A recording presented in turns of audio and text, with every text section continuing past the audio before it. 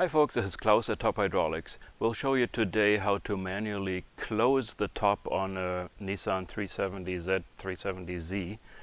And this is part of a series of do-it-yourself videos on the 370Z that include hydraulic cylinder replacement, hydraulic pump replacement, troubleshooting the top. Hopefully we can help you fix your top without going broke.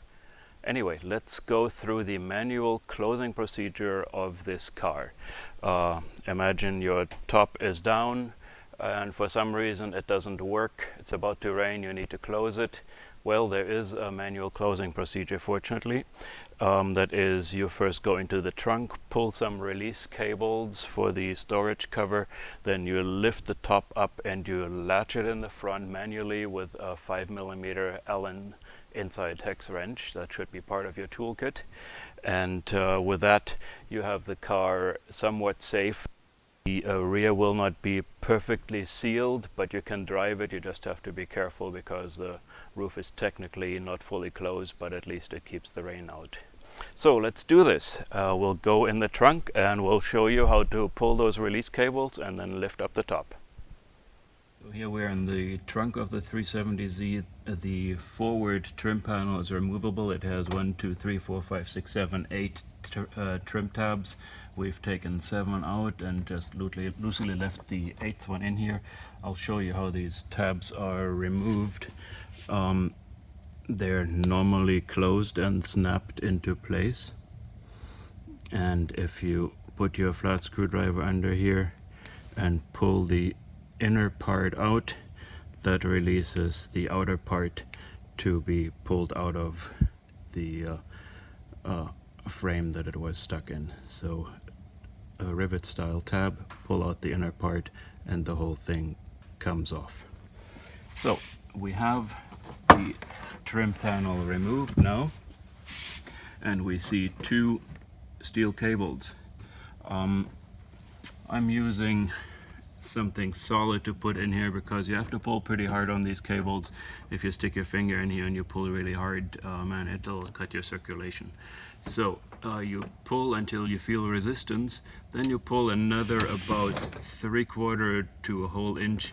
You feel something moving actually with this cable pulling to the right. We're pulling the release on the left side. Pulled it almost an inch here, and I'll do the same thing for the right side. Pull this without getting into the picture. There we go, pulled that a whole inch. Now we have released both forward corners of the soft top storage cover, and we'll show you next how to lift up the top and latch it in the front. So we have unlatched the storage cover through the trunk, and next we will open the storage cover and lift up the top. I need to say first that it's possible to do it with one person, but much easier to have help. The top is not all that easy to lift up, same with the storage cover. So we'll get some help here, and to lift the storage cover we first pick up the rear, slide the cover back a little bit, lift it up. You'll feel some tension as you lift up because you're basically forcing hydraulic fluid through the system. Now if your hydraulic system is low on fluid, then the cover will eventually try to come down more and more.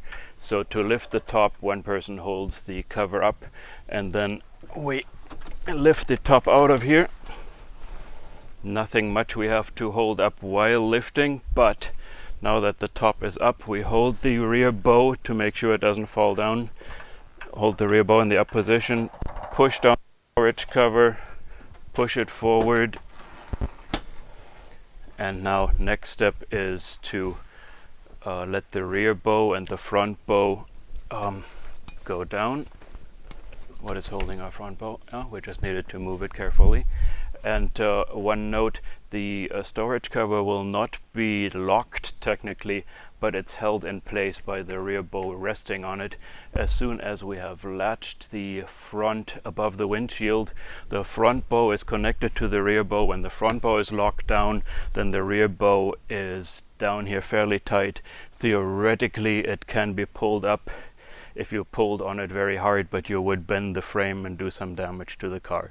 So last step is with a 5mm Allen wrench to latch the front.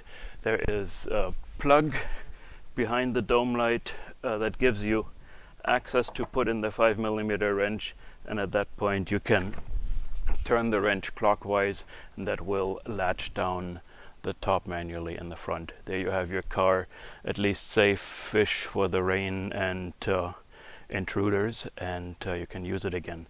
One problem is you will still get a warning that the top isn't latched, and if you want to have access to the trunk, then you need to manually unlatch the trunk lid with the manual release behind the passenger seat that you use your key blade for.